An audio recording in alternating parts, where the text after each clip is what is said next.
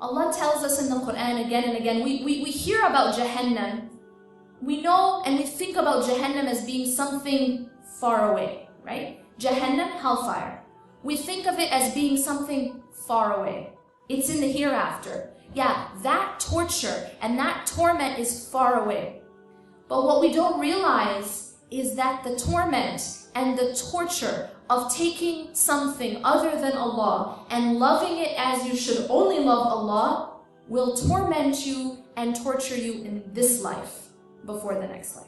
That same thing that answers all these questions, what do I think about most? What am I most afraid of losing? What makes me angry? What's the first thing on my mind? What do I think of in my salah? That same thing, whether it is your family, your kids, your husband, your status, your money, what's this person saying about me, what's that person saying about me, my image in front of people, what do people think, whatever it is, that same thing will become the cause of your greatest pain and torment. You see how it works? Allah has designed this universe in a specific way. Allah has designed the human heart in a specific way. When you change that design, when you go against that design, you feel the pain.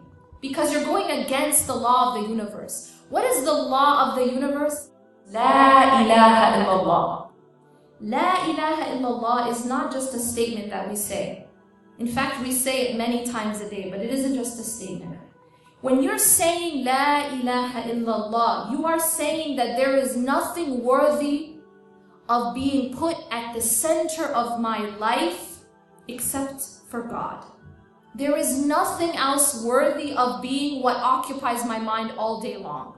There's nothing else worthy of being the first thing I think about when I wake up in the morning, the last thing I think about before I sleep, what occupies my mind during salah. There is nothing else worthy of being that important, of defining me in that deep of a way, except for God. That's Tawheed. That's what it means to be a Muslim. Allah has designed the world, the universe, the human being around La ilaha illallah. When you go against La ilaha illallah and you take your money and you make that your ilah, you will suffer. Because you're going against the law of the universe. When you take your spouse and you put your spouse in that place, you will suffer. When you take your children and you put your children in that place, you will suffer.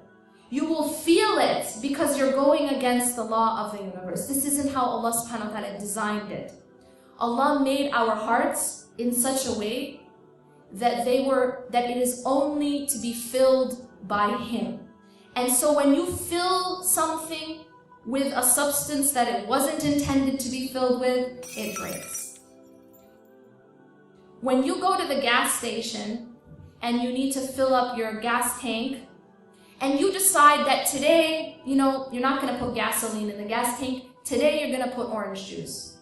Well, not a very smart decision, because what happens? What happens is your car is not going to work. And in fact, you will break that car. When you fill the gas tank with orange juice, you're filling it with something that it was not designed to be filled with.